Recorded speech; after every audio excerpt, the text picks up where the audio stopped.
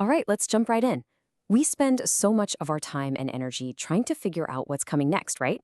But what if the most powerful thing we could do is focus on what doesn't change? This is the core idea from Morgan Housel's Same as Ever, that the biggest forces shaping our lives are the ones that are, well, the same as they've always been. And you know who's a huge believer in this? None other than Jeff Bezos. He famously said that the most important question you can ask isn't what's going to change, but what's not going to change, because that's what you can build a real, lasting strategy on. And for Amazon, what were those constants? Super simple, right? People will always want lower prices, and they'll always want faster delivery. That's it. He built his entire empire on those two simple truths. And that's exactly the kind of thinking Morgan Housel dives into, applying that same logic to, well, pretty much everything in life. Okay, so our first unchanging truth, and this one's a biggie. It's all about randomness and how the world is way, way more fragile than we'd like to think. So, the author, Morgan Housel, tells this absolutely chilling story. He's out skiing with his friends, right? They're having a great time and want to ski late into the night. But Housel gets this weird feeling, just an unexplainable gut instinct that says, I want to go home. He can't explain why, he just does. And that casual, random feeling, it saved his life. An avalanche hit just after he left, and his friends, they didn't make it. So think about that. The single most important decision of his life wasn't based on a spreadsheet or some logical pro-con list. It was a feeling, a complete whim. And that's the point, isn't it? The truly life-altering events, the things that change everything, you can't see them coming. They're often just pure dumb luck or bad luck. And it's not just our personal lives. This is how history itself unfolds. Take the 2008 financial crisis. You might think it was about mortgages and banks in, 2007. But Housel argues the first domino was tipped way back, decades earlier, with stuff like the Vietnam War. It's this wild chain reaction of seemingly disconnected events that compound and compound over time until, boom, a tiny nudge in the 70s causes a global earthquake in 2008. So if the world is this chaotic, random place, how are you supposed to be happy? It sounds kind of bleak, right? Well, that brings us to the next big, unchanging idea. And it's all about the simple math of happiness. See, here's the formula, and it's so simple, it's brilliant.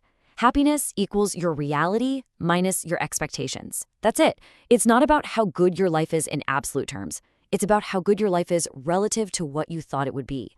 That gap, that's where all the magic, or the misery, happens. Let's look back at, say, the 1950s. Objectively, most people had way less stuff than we do now. Smaller houses, no internet, one car if you were lucky. But here's the thing. Their expectations were also lower. They weren't seeing their neighbor's vacation to Bali on Instagram. The gap between reality and expectations was pretty small, so a lot of people were genuinely content. Flash forward to today. Our reality is, by almost any metric, incredible. But our expectations? They've gone to the moon.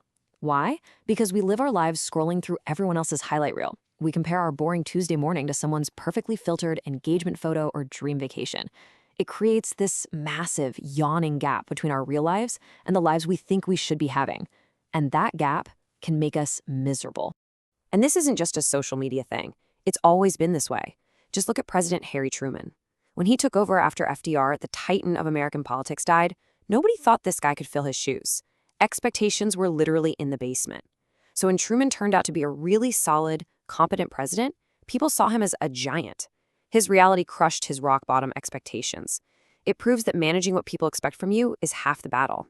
Okay, so managing expectations, that leads us right into the next, and maybe the most powerful, unchanging truth of them all. And that is simply that the story always wins. Listen to this. Stephen Hawking, one of the most brilliant physicists who ever lived, once said that every equation he added to his book would cut its sales in half. Think about that for a second. Even he knew that at our core, we humans don't connect with data. We connect with stories. Here's a perfect example. In 2015, a ferry sank in China and nearly 4,000 people died. That's almost 3 times the number of people who died on the Titanic. But which event does every single person on Earth know about? The Titanic. Why? It's not the numbers. It's because the Titanic became a story, a blockbuster narrative of love, class, and hubris. The story is what makes it unforgettable, while the bigger tragedy is, sadly, just a statistic for most of us. And once you see this, you see it everywhere. Charles Darwin wasn't the very first person to think of evolution, but he was the best writer. He told the most persuasive story. Benjamin Graham isn't the father of value investing because he was the first, but because he wrote a better book.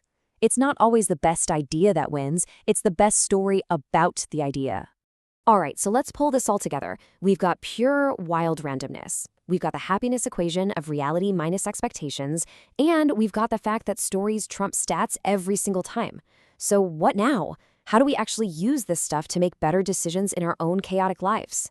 Well, Housel suggests a kind of mental toolkit built on a beautiful duality. First, you save like a pessimist. You have to accept that random, terrible things can happen out of the blue. I mean, Bill Gates famously kept enough cash on hand to run Microsoft for a full year with zero revenue. That's not being negative, it's being realistic. It's building a fortress against randomness. But at the same time, you invest like an optimist. You have to have faith that over the long haul, people are smart, we solve problems, and things generally get better. You prepare for the worst in the short term, so you're guaranteed to be around to enjoy the best in the long term. And that's really the big takeaway, isn't it? The world around us, the technology, the economy, the politics, it's all going to change in ways we can't even begin to predict. But the person in the mirror, the people you deal with every day, their basic wiring isn't going to change. Our greed, our fear, our love of a good story, the way we're swayed by chance, that stuff is baked in. It's the same as it ever was. And maybe understanding that is the key to being prepared for anything.